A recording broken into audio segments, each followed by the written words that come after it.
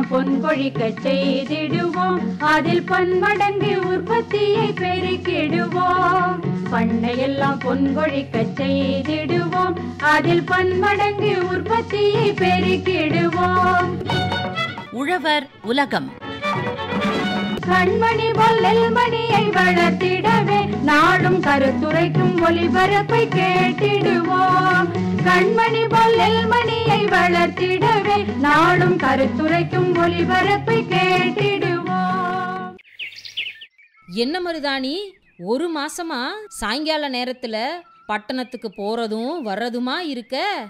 அதுவா கயலு, செயற்கை நுண்ணறிவு பத்தி பட்டணத்துல வகுப்பு எடுக்கிறாங்க.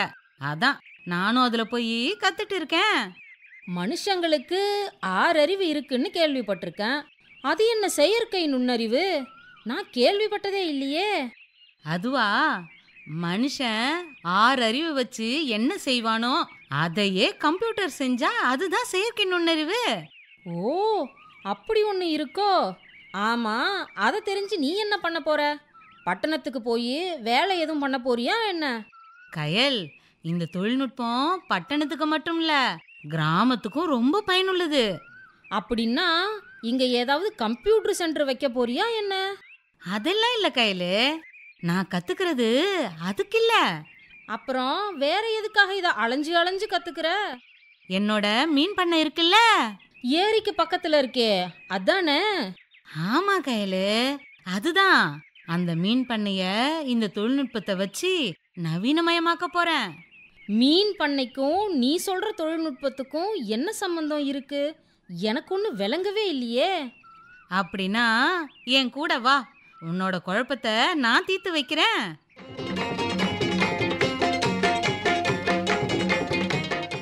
மருதாணி, என்ன இங்க கூட்டிட்டு வந்திருக்க? இங்க யாரு என்ன விவரம் சொல்ல போறாங்க? நீர்வாழ் உயிரின வளர்ப்பில் செயற்கை நுண்ணறிவு தொழில்நுட்பம் பத்தி பொன்னேரி டாக்டர் எம்ஜிஆர் மீன்வளக் கல்லூரி மற்றும் ஆராய்ச்சி நிலைய உதவி பேராசிரியர் கி லாய்ட் கிறிஸ்பின் அவங்க சொல்ற தகவல்களை கவனமா கேட்டுக்கோ.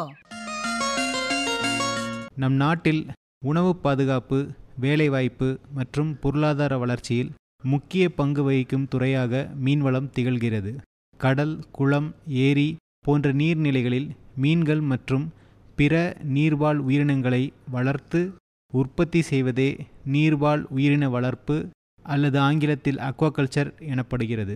தொழில்நுட்ப முன்னேற்றம் நாளுக்கு நாள் அதிகரிக்கும் இக்காலத்தில் செயற்கை நுண்ணறிவு, அதாவது ஆர்டிஃபிஷியல் இன்டெலிஜென்ஸ் அல்லது சுருக்கமாக சொல்லப்போனால் ஏஐ என்பார்கள், அது மீன்வளத்துறையிலும் ஒரு புதிய மாற்றத்தை உருவாக்கியுள்ளது. இத்தொழில்நுட்பம் மனித உழைப்பை குறைத்து உற்பத்தி திறனை அதிகரிக்கவும், நோய்களை தடுக்கவும், சூழல் தரத்தை பராமரிக்கவும் பெரிதும் உதவுகிறது. முதலில் செயற்கை நுண்ணறிவு என்றால் என்ன என்பதை நாம் தெரிந்து கொள்வோம். செயற்கை நுண்ணறிவு என்பது மனிதனின் சிந்தனை திறன், கற்றல் திறன், முடிவெடுக்கும் திறன் போன்றவற்றை கணினி முறைமைகளில் உருவாக்கும் தொழில்நுட்பமாகும். இத்தொழில்நுட்பமானது தரவுகளை சேகரித்து அவற்றை பகுப்பாய்வு செய்து அனுபவத்திலிருந்து கற்றுக்கொண்டு முடிவெடுக்கும் திறன் பெற்றது. மீன்வளத்துறையில் ஏஐ தொழில்நுட்பம் நீர்தரம், உணவளிப்பு, நோய் கண்காணிப்பு, உற்பத்தி கணிப்பு, மீன்களின் வளர்ச்சி ஆகிய அனைத்தையும் துல்லியமாக கண்காணிக்க உதவுகிறது. இதனுடைய பயன்பாடுகளை ஒவ்வொன்றாக நாம் காண்போம். முதலாவதாக தானியங்கி உணவளிப்பு அமைப்பு, அதாவது ஆட்டோமேட்டிக் ஃபீடிங் சிஸ்டம். மீன்களுக்கு உணவளிக்க மனித உழைப்பு தேவைப்பட்டது. ஆனால் ஏஐ தொழில்நுட்பம் பயன்படுத்தி சென்சார்கள் மற்றும் கேமராக்கள் மூலம் மீன்களின் உணவு எடுத்துக்கொள்ளும் அளவை கண்காணித்து தானாகவே உணவளிக்க முடிகிறது. இதனால் உணவு வீணாகாமல் மீன்களின் வளர்ச்சி வேகமாகவும் உற்பத்தி செலவு குறைந்து கூடுதலான லாபம் பெறவும் முடிகிறது. அடுத்ததாக நீர்த்தரம் கண்காணிப்பு, அதாவது வாட்டர் குவாலிட்டி மானிட்டரிங். நீரில் உள்ள ஆக்சிஜன் அளவு, கார அமிலத்தன்மை அதாவது பிஹெச், வெப்பநிலை போன்றவற்றை மீன்களின் வாழ்விற்கு மிகவும் முக்கியமானவை. ஏஐ அடிப்படையிலான சென்சார்கள் இந்த அளவுகளை தொடர்ந்து கண்காணித்து தானாகவே எச்சரிக்கை அனுப்புகின்றன. இதனால் நீர்தரம் சரிவர பராமரிக்கப்படுவதால் மீன்களின் இறப்பு விகிதம் குறைகிறது. அடுத்ததாக நோய் கண்டறிதல் மற்றும் தடுப்பு, டிசீஸ் டிடெக்ஷன் அண்ட் ப்ரிவென்ஷன். மீன்களில் ஏற்படும் நோய்கள் பெரும்பாலும் திடீரென பரவி மிகுந்த இழப்பை ஏற்படுத்துகின்றன. ஏஐ தொழில்நுட்பம் கேமரா மற்றும் பட கண்காணிப்பு, அதாவது ஆங்கிலத்தில் இமேஜ் ரெகக்னிஷன் என்று கூறுவார்கள். இந்த முறையின் மூலம் மீன்களின் நிறம், இயக்கம், நடத்தை ஆகியவற்றை ஆய்வு செய்து நோய்களின் ஆரம்ப நிலையை கண்டறிய முடிகிறது. இதனால் நோய் பரவுவதற்கு முன்னே நடவடிக்கை எடுக்க பண்ணையாளர்களுக்கு இது உதவுகிறது. அடுத்ததாக மீன்களின் வளர்ச்சி கண்காணிப்பு, அதாவது growth மானிட்டரிங். இந்த ஏஐ தொழில்நுட்பம் மூலம் மீன்களின் அளவு, எடை மற்றும் வளர்ச்சி வீதம் துல்லியமாக கண்காணிக்கப்படுகிறது. இது பண்ணையாளர்களுக்கு மீன்களை எந்த பருவத்தில் சந்தைக்கு அனுப்ப சரியான நேரம் என்பதை முடிவு செய்ய உதவுகிறது. இதன் மூலம் பண்ணையாளர் மிகுந்த லாபத்தை அடைவார்கள். அடுத்ததாக உற்பத்தி கணிப்பு, ப்ரொடக்ஷன் ஃபோர்காஸ்டிங், அதாவது கடந்த கால உற்பத்தி அல்லது கடந்த ஆண்டு உற்பத்தி, காலநிலை, நீர்த்தரம் போன்ற தகவல்களை ஏஐ கணினி மூலம் ஆய்வு செய்து எதிர்கால உற்பத்தி அளவை கணிக்க முடிகிறது. இதனால் திட்டமிடப்பட்ட உற்பத்தியை நாம் மேற்கொள்ளலாம். இவையெல்லாம் ஏஐ மூலம் நீர்வாழ் உயிரின வளர்ப்பில் நாம் கண்டுவரும் பயன்கள். இதை அனைத்தையும் சுருக்கமாக சொல்ல வேண்டுமென்றால், ஏஐ தொழில்நுட்பம் மூலம் உற்பத்தி திறன் மற்றும் தரம் மேம்படுகிறது, மீன்களின் நோய்கள் தடுக்கப்படுகின்றன, மனித உழைப்பு மற்றும் நேரம் குறைகிறது, சூழல் பாதிப்பு குறைக்கப்படுகின்றது. இவை அனைத்தும் செலவுகள் குறைந்து பண்ணையாளருக்கு மிகுந்த லாபம் அதிகரிக்கிறது. இன்னும் சில ஆண்டுகளில் செயற்கை நுண்ணறிவு மற்றும் ரோபோட்டிக்ஸ் இணைந்த மீன்வள மேலாண்மை முறைகள் உருவாகும். இதன் மூலம் மீன்களின் நடத்தை, உற்பத்தி கணிப்பு, நோய் கட்டுப்பாடு, உணவளிப்பு, நீர்த்தர பராமரிப்பு போன்ற அனைத்தும் தானியங்கியாகும், அதாவது ஆட்டோமேஷன் முறையில் செல்லக்கூடியான வாய்ப்பு பிரகாசமாக இருக்கிறது. இதில் குறிப்பாக நாம் பார்க்க வேண்டுமென்றால், இந்த நீர்த்தர கண்காணிப்பில் கரைந்த ஆக்சிஜன் அளவு, அதாவது டிசால்வ்டு ஆக்சிஜன் என்று ஆங்கிலத்தில் கூறுவார்கள், அது மீன்கள் அல்லது இறால்களின் உயிர் அளவையும் நாம் தீர்மானிக்க முடியும். இதன் மூலம் குறிப்பாக நம்முடைய நீர்த்தர காரணிகளான அமோனியா, நைட்ரேட் அளவுகளையும் நாம் குறிப்பாக இது துல்லியமாக கணிக்கக்கூடிய தன்மையுடையதான் இந்த செயற்கை நுண்ணறிவு திட்டம். இதில் குறிப்பாக தானியங்கி தீவன மேலாண்மை மூலம் அதிக தீவனம் வீணாகாது. குறைந்த தீவனம் கொடுத்தால் வளர்ச்சி குறையும், இது தவிர்க்கப்படும். உணவுக்கான செலவு 20 முதல் 30% வரை குறையும். ஏஐ மூலம் நோய் கண்டறிதல் ஈடுபடும் போது உடல் நிறம், நீந்தும் முறை, தோல் மற்றும் மாற்றங்கள், அசாதாரண நடத்தை என அனைத்தையும் ஆய்வு செய்து நோய் ஆரம்பிப்பதை ஆரம்பத்திலே கண்டுபிடிக்க இயலும். இதனால் மருந்து செலவு குறையும், இறப்பு வீதம் குறையும், உற்பத்தியும் உயரக்கான வாய்ப்பு அதிகம். இதில் இன்னும் சிறப்பாக சொல்லப்போனால், இந்த ஏஐ தொழில்நுட்பம் மூலம் நாம் பண்ணையாளர்களின், அதாவது அரசாங்கத்தின் மோர் கிராப் பெர் டிராப் என்ற அந்த சொல்லீடு ஏற்றாற் போல இந்த குறைந்த நீரின் அளவு மூலம் அதிக உற்பத்தியை நாம் அடைய முடியும். இன்று பெருகி வரும் காலத்தில் ஏஐ மூலம் பண்ணை மேலாண்மை, அதாவது ஃபார்ம் மேனேஜ்மெண்ட் சிஸ்டம்ஸ், ஏஐ செயலிகள் மற்றும் மென்பொருட்கள் மூலம் பண்ணையின் அனைத்து தரவும் ஒரே இடத்தில் சேமிக்கப்படும். தினசரி தரவு, தீவன செலவு, மருந்து பதிவுகள், லாப நட்ட கணக்கீடு, அறுவடை திட்டம், இவை அனைத்தையும் ஒருங்கிணைந்து ஏஐ மூலம் செயல்படுத்துவதன் மூலம் ஒரு புதிதான ஃபார்ம் மேனேஜ்மெண்ட் சிஸ்டம், அதாவது பண்ணை மேலாண்மை தன்மையை உருவாக்கத்தை நாம் சாத்தியப்படுத்த முடியும். இந்த ஏஐ தரவை வைத்து என்னென்ன பரிந்துரை செய்ய முடியும் என்பதை காணலாம். நம்மளால் தீவனம் எவ்வளவு குறைக்கலாம், எந்த நாட்களில் அறுவடை சரி, எந்த குளத்தில் வளர்ச்சி குறைவு, எந்த பகுதியில் நீர்த்தர பிரச்சனை, இது அனைத்தும் டிஜிட்டல் பண்ணை மேலாளர் போலவே ஏஐ தொழில்நுட்பம் செயல்படும். ஏஐ மூலம் அறுவடை மற்றும் சந்தை முன்னறிவிப்பு மூலம் சாத்தியப்படுத்துகிறது. எந்த மீன் அல்லது இறாலுக்கு எப்போது அதிக விலை, எந்த அளவுக்கு அதிக தேவை நமக்கு உற்பத்தி தேவைப்படும், உள்ளூர் மற்றும் ஏற்றுமதி சந்தை நிலை என்பதையும் கணித்து தர முடியும். இதனால் அறுவடை சரியான நேரத்திலும் அதிக விலை பெறவும் வாய்ப்பு பெறலாம். இதன் மூலம் தற்காலிகமாக நடைபெற்ற ஆராய்ச்சிகளின் மூலம் 40% வரை இழப்புகள், அதாவது வருவாய் இழப்புகள் குறைவும் எனவும் பல்வேறு ஆராய்ச்சி திட்டங்கள் கண்டறிந்துள்ளது. செயற்கை நுண்ணறிவை பயன்படுத்துவதன் மூலம் மீனவர் அல்லது பண்ணையாளர் பெறும் நன்மைகள் என குறிப்பாக பார்த்தோம் என்றால், உற்பத்தி 20 முதல் 40% வரை கூடும், இறப்பு விகிதம் 25 முதல் 50% வரை குறையும், தீவனம் வீண் போவதில்லை, நீர்த்தர பிரச்சனைகள் குறையும், நோய் தாக்கம் தடுக்கப்படும், மின்சார செலவு குறையும், வருமானம் அதிகரிக்கும். இது நீர்வாழ் உயிரின தொழிலை மிகப்பெரிய அளவில் மாற்றக்கூடிய ஒரு தொழில்நுட்ப புரட்சி. இது நீர்வாழ் உயிரின தொழிலை மிகப்பெரிய அளவில் மாற்றக்கூடிய ஒரு தொழில்நுட்ப புரட்சி. செயற்கை நுண்ணறிவு என்பது எதிர்காலத்தின் தொழில்நுட்பம் மட்டுமல்ல, நாம் இன்று பயன்படுத்த வேண்டிய தொழில்நுட்பம் என்பதே இவ்வுரையின் மூலம் நான் தெரிவித்துக் கொள்ளப்படும் முக்கியமான தகவல். இது பண்ணை மேலாண்மையை எளிதாக்குகிறது, உற்பத்தியை உயர்த்துகிறது, நிதி இழப்பை குறைக்கிறது, நம்பகமான வளர்ப்பு முறையை உருவாக்கிறது, நீர்வாழ் உயிரின வளர்ப்பை முழுமையாக மாற்றுகிறது. செயற்கை நுண்ணறிவு கொண்டு வரும் டிஜிட்டல் நீர்வாழ் புரட்சி என்னும் வார்த்தை இதற்கு ஒன்றும் மிகையல்ல. இது இந்தியாவின், அதாவது நமது நாட்டின் நீலப்புரட்சி ப்ளூ ரெவல்யூஷன் நோக்கத்தை அடைவதற்கு இது உதவும். நீர்வாழ் உயிரின வளர்ப்பு ஆர்வலர்கள் இந்த தொழில்நுட்பங்களை அறிந்து அரசு மற்றும் தனியார் நிறுவனங்களின் வழிகாட்டுதலுடன் கற்றுக்கொண்டால் எதிர்காலத்தில் மீன்வளத்துறை ஒரு புதிய உயரத்தை அடையும். செயற்கை நுண்ணறிவு தொழில்நுட்பம் நம் வாழ்க்கையில் எல்லா துறைகளிலும் புரட்சியை ஏற்படுத்தி வருகிறது.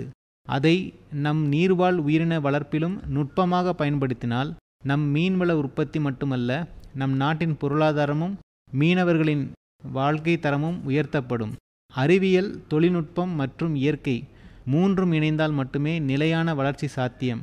அந்த வழியில் செயற்கை நுண்ணறிவு ஒரு புதிய நம்பிக்கையாக மீன்வளத்துறையில் திகழ்கிறது.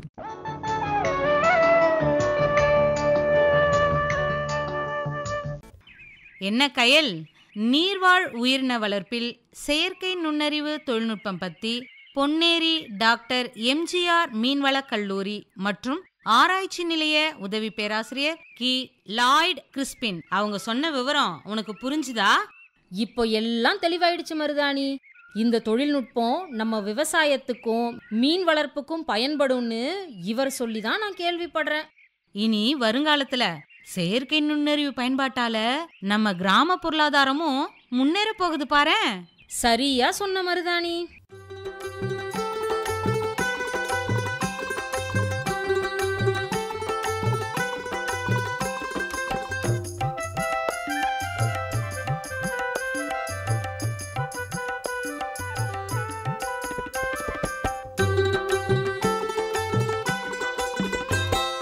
நீடித்த வேளாண்மை வேண்டும், இங்கு நிலையான வேளாண்மை வேண்டும். நீடித்த வேளாண்மை வேண்டும், இங்கு நிலையான வேளாண்மை வேண்டும். நிலவளம் காப்பாற்ற வேண்டும், நல்ல நீர்வளமும் காக்க வேண்டும். நிலவளம் காப்பாற்ற வேண்டும், நல்ல நீர்வளமும் காக்க வேண்டும். நீடித்த வேளாண்மை வேண்டும், இங்கு நிலையான வேளாண்மை வேண்டும்.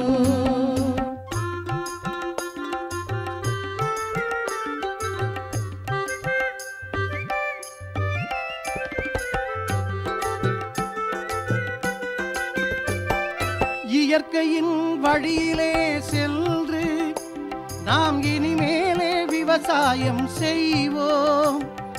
இயற்கையின் வழியிலே சென்று நாம் இனிமேலே விவசாயம் செய்வோம். செயற்கையாய் வாழ்ந்தது போதும், நாம் சிந்தித்து திசை மாற வேண்டும்.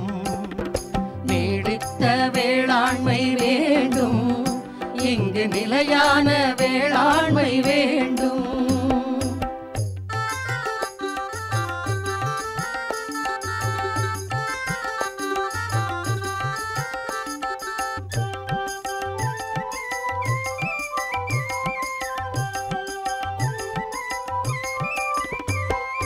முன்னோர்கள் நமக்கென்று தந்தார் 3 கடல் சூழ்ந்த வளமான பூமி.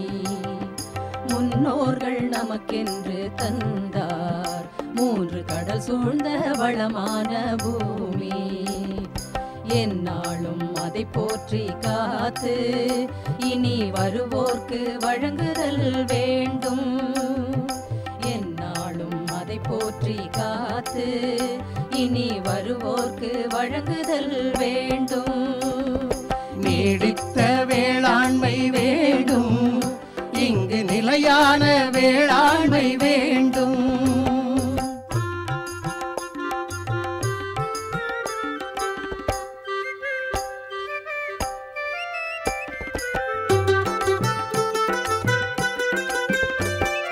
மாசில்லா சூழ்நிலை வேண்டும், நம் மனம் போல நலவாழ்வு வேண்டும், மாசில்லா சூழ்நிலை வேண்டும். நம் மனம் போல நலவாழ்வு வேண்டும், இயற்கையின் வளம் காக்க வேண்டும், வாழ்வை எல்லோரும் கொண்டாட வேண்டும். நீடித்த வேளாண்மை வேண்டும், இங்கு நிலையான வேளாண்மை வேண்டும், நிலவளம் காப்பாற்ற வேண்டும், நல்ல நீர்வளமும் காக்க வேண்டும்.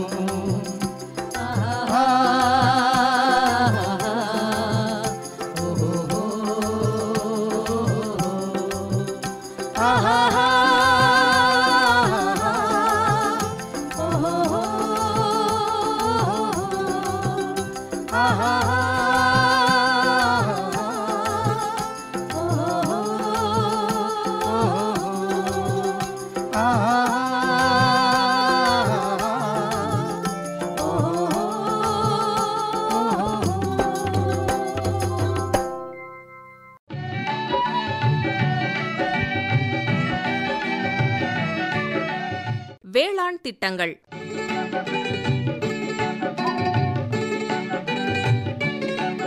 கூட்டுறவு அமைச்சகத்தின் கீழ் செயல்படுத்தப்படும் திட்டங்கள். ஐக்கிய நாடுகளின் அவை 2025 கூட்டுறவு ஆண்டாக அறிவித்துள்ளது. கூட்டுறவு அமைப்புகளின் பங்களிப்பு, மதிப்பு மற்றும் சமூக வளர்ச்சியில் அவற்றின் முக்கியத்துவத்தை வலியுறுத்துவதே இந்த முன்னெடுப்பின் நோக்கமாகும். மேலும் கூட்டுறவு இயக்கங்களின் விழிப்புணர்வை உலக அளவில் பரப்புவது, நீடித்த நிலைத்த வளர்ச்சிக்கு கூட்டுறவுகள் வழங்கும் பங்களிப்பை முன்னிறுத்துவது, இளைஞர்களையும் பெண்களையும் கூட்டுறவு நடவடிக்கைகளில் ஈடுபடுத்த ஊக்குவிப்பது, சிறு மற்றும் நடுத்தர தொழில்கள், விவசாயம், வங்கிகள், கடன் சங்கங்கள், கைத்தொழில் போன்றவற்றில் கூட்டுறவுகளை வலுப்படுத்துதல், நியாயமான பொருளாதாரம் மற்றும் சமூக ஒற்றுமை என்ற மதிப்புகளை உலக அளவில் பரப்புவது போன்றவை இந்த கூட்டுறவு ஆண்டின் லட்சியமாகக் கொண்டு செயல்படுத்தப்பட்டு வருகிறது. இதற்கிடையே நம் இந்திய திருநாட்டின் கூட்டுறவு நலனுக்காக கூட்டுறவு அமைச்சகத்தின் கீழ் செயல்படுத்தப்படும் திட்டங்களை பற்றி தெரிந்து கொள்வோம். கிராமப்புற கடன் அணுகலை மேம்படுத்த கூட்டுறவு சங்க அமைச்சகம் தொடக்க வேளாண் கூட்டுறவு கடன் சங்கங்களை ஊக்குவித்து வருகிறது. மாதிரி துணைச் சட்டங்கள் மூலம் அவற்றின் செயல்பாடு மற்றும் நிர்வாகம் வடிவமைக்கப்பட்டுள்ளன. வெளிப்படைத்தன்மை, பொறுப்புக்கூறல் மற்றும் பயனுள்ள நிர்வாகத்தை உறுதி செய்ய இவை பயன்படுகின்றன. மேலும் அவை உறுப்பினர் நிர்வாக அமைப்பு, நிதி மேலாண்மை போன்ற பலவற்றையும் உள்ளடக்கியிருக்கும். தேசிய கூட்டுறவு மேம்பாட்டுக் கழகமானது பல்வேறு துறையில் புதிய திட்டங்களை தொடங்கியுள்ளது. சுய உதவிக் குழுக்களுக்கான சுயசக்தி கூட்டுறவு திட்டம், நீண்டகால விவசாயக் கடனுக்கான தீர்காவதி கிருஷக் கூட்டுறவு திட்டம் மற்றும் பால் பண்ணையாளருக்கான பால் பண்ணை கூட்டுறவு திட்டம் போன்றவை முக்கியமானவை ஆகும். அரசு இணைய கொள்முதலான ஜெம் போர்ட்டலில் கூட்டுறவு நிறுவனங்களை வாங்குபவர்களாக பதிவு செய்ய அரசு அனுமதித்துள்ளது. இதன் மூலம் நியாயமான கொள்முதல் மற்றும் அதிக வெளிப்படைத்தன்மையை நிலைநிறுத்த முடியும். இதன் வழியாக 67 லட்சத்திற்கும் மேற்பட்ட விற்பனையாளர்களிடமிருந்து பொருட்கள் மற்றும் சேவைகளை எளிதாக வாங்க முடியும். கணினிமயமாக்கல் மூலம் தொடக்க வேளாண் கூட்டுறவு சங்கத்தை நவீனப்படுத்த நிதி ஒதுக்கப்பட்டுள்ளது. இதில் நாட்டிலுள்ள அனைத்து முதன்மை வேளாண் கடன் சங்கங்களின் செயல்பாட்டையும் மென்பொருள் வாயிலாக ஒருங்கிணைக்கப்படுகின்றது. கூட்டுறவுத்துறையில் உலகின் மிகப்பெரிய உணவு சேமிப்பு திட்டத்தை கூட்டுறவு அமைச்சகம் தொடங்கி செயல்படுத்தி வருகிறது. இதன் முக்கிய இலக்கு சுமார் 2 லட்சம் தொடக்க வேளாண் கூட்டுறவு கடன் சங்கங்களை தானிய சேமிப்பு வசதியுடன் மாற்றுவது மற்றும் அடுத்த சில ஆண்டுகளில் 7 கோடி மெட்ரிக் டன் அளவிற்கு சேமிப்பு திறனை கூட்டுவது ஆகும். இத்திட்டத்தின் மூலம் விவசாயிகள் உற்பத்தி செய்த தானியங்கள், பருப்பு, எண்ணெய் விதைகள் போன்றவை மழை, பூச்சித் தாக்கம் அல்லது விலை சரிவு காரணமாக நஷ்டமடையாமல் பாதுகாத்து சேமிக்க முடியும். நேரடி சந்தை அணுகல் கூட்டுறவுகள் மூலம் சாத்தியமாகிறது. மொத்த வியாபாரிகளுடன் நேரடி தொடர்பை ஏற்படுத்தி கொடுக்கிறது. நிலையான உணவு சேமிப்பு அமைப்பு உணவு தட்டுப்பாட்டை தவிர்ப்பதோடு கிராமப்புறங்களில் களஞ்சியங்கள், சில்லறை வணிகச் சேவை மையங்கள், போக்குவரத்து வசதிகள் ஆகியவற்றால் புதிய வேலைவாய்ப்புகளையும் உருவாக்குகின்றது. நாட்டிலுள்ள விவசாயிகளுக்கு உரம் மற்றும் அது தொடர்புடைய சேவைகளை எளிதாக அணுகுவதை உறுதி செய்வதற்காக கூட்டுறவு சங்கங்கள் பிரதான் மந்திரி கிசான் சம்ரித்தி மையங்களாக செயல்பட அரசு ஊக்குவிக்கிறது. ஒருங்கிணைந்த கூட்டுறவு வளர்ச்சித் திட்டமானது தொடக்க வேளாண்மை கூட்டுறவு கடன் சங்கங்களை பல்நோக்கு மற்றும் தன்னம்பிக்கை நிறுவனங்களாக வளர்ச்சி பெற செய்கிறது. இத்திட்டமானது மாநில அரசால் தேர்ந்தெடுக்கப்பட்ட மாவட்டத்தில் செயல்படுத்தப்படுகிறது. ஒருங்கிணைந்த கூட்டுறவு வளர்ச்சித் திட்டமானது தொடக்க வேளாண்மை கூட்டுறவு வங்கிகளின் இணை செயல்பாடுகளை மேம்படுத்தும் நோக்கில் அந்த பகுதியின் வளர்ச்சியை கருத்தில் கொண்ட திட்டமாக அமைந்துள்ளது. இதை நடைமுறைப்படுத்த நிதி உதவி அளிப்பதன் மூலமாகவும் தேவைப்படும் அத்தியாவசிய அடிப்படை கட்டமைப்பு வசதிகளை ஏற்படுத்தி தருவதன் மூலமாகவும் சிறந்த பங்களிப்பை வழங்குகிறது. இந்த ஒருங்கிணைந்த செயல்பாட்டின் காரணமாக கூட்டுறவுச் சங்கங்கள் விவசாயம் தொடர்புடைய பணிகளை சுற்றுச்சூழல் மேம்பாட்டுடன் இணைந்து வெற்றிகரமாக செயலாற்றிட வழிவகுக்கிறது. பால் கூட்டுறவு சங்கங்களுக்கு பால் குளிரூட்டும் நிலையம் அமைக்கவும், பால் தர சோதனை கருவிகள், பால் குவளை, பால் பதப்படுத்துவதற்கான நவீன உபகரணங்கள் ஆகியவை வாங்குவதற்கும் நிதி உதவி அளிக்கப்படுகிறது. மீனவ கூட்டுறவு சங்கங்களுக்கு நைலான் வலை, அலுமினிய பாத்திரங்கள் போன்றவைகள் வாங்குவதற்கும் மீன் விற்பனை கூடங்கள் கட்டுவதற்கும் நிதியுதவி வழங்கப்படுகின்றன. தொடக்க வேளாண்மை கூட்டுறவு கடன் சங்கங்கள் மற்றும் தொடக்க வேளாண்மை உற்பத்தியாளர் கூட்டுறவு விற்பனை சங்கங்களுக்கு கிடங்குகள் கட்டுவதற்கும், பழுதுபார்ப்பதற்கும், பாதுகாப்பு அறைகள் கட்டுவதற்கும், நவீனப்படுத்துவதற்கும் நிதியுதவி வழங்கப்படுகின்றன. புதிய கட்டிடங்கள் மற்றும் பிற கட்டமைப்புகள் உறுப்பினர்களுக்கு இடையே நம்பிக்கையை ஏற்படுத்தி வணிக வளர்ச்சியையும் அதிகரித்துள்ளது. கூடுதல் கிடங்குகள் கட்டப்படுவதால் விவசாயிகள் கூடுதலாக தானிய ஈட்டுக்கடன் பெற வழிவகை செய்யப்பட்டுள்ளது.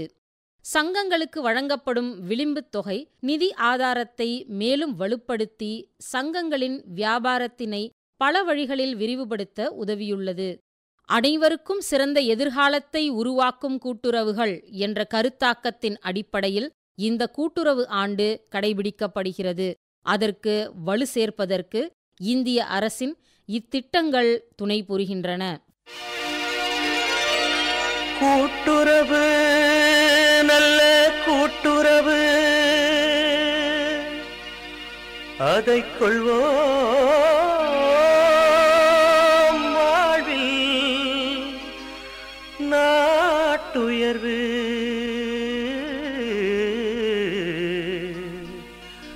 அதைக் கொள்வோம் வாழ்வில் நாட்டுயர்வு.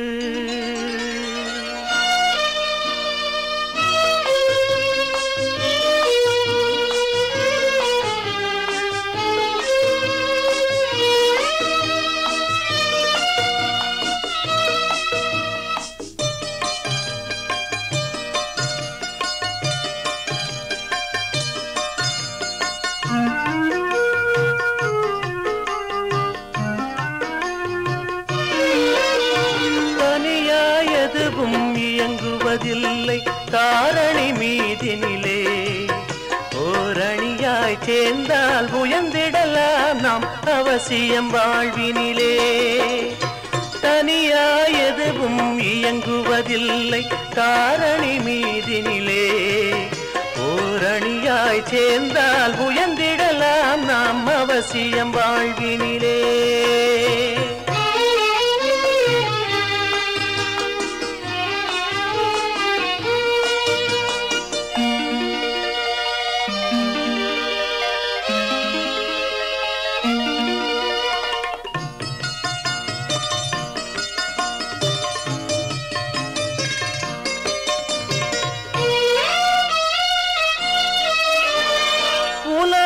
காற்றின் வாழ்கின்றோம். உலவும் காற்றின் உறவால் தான் நாம் உயிருடன் வாழ்கின்றோம். தினம் உண்ணும் உணவின் உறவால் தான் நாம் சக்தியை அடைகின்றோம். தனியாய் எதுவும் இயங்குவதில்லை காரணி மீதினிலே. ஓரணியாய் சேர்ந்தால் உயர்ந்திடலாம் நாம் அவசியம் வாழ்வினிலே.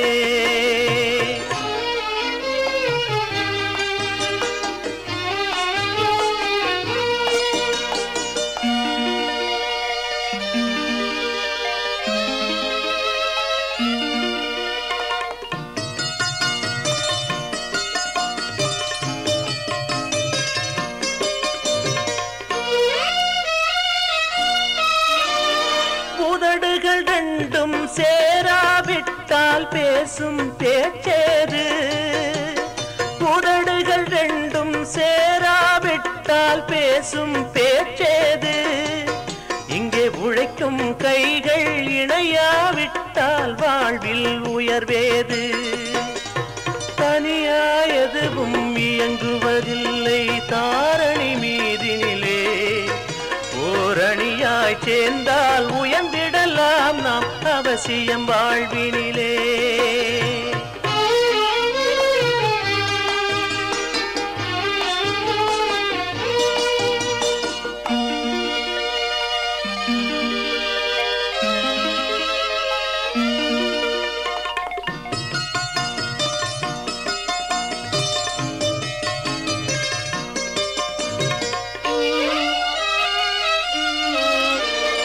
அனைவரும் சேர்வோம் அனைவரும் சேர்வோம் கொள்வோம் கூட்டுறவு.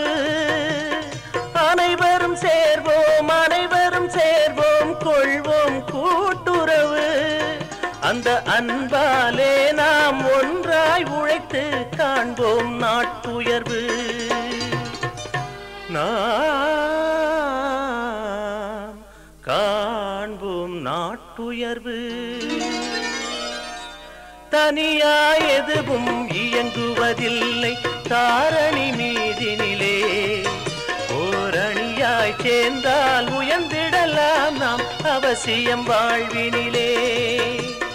தனியாய் எதுவும் இயங்குவதில்லை தாரணி மீதினிலே. ஓரணியாய் சேர்ந்தால் உயர்ந்திடலாம் நாம் அவசியம் வாழ்வினிலே. அவசியம் வாழ்வினிலே. அவசியம் வாழ்வினிலே.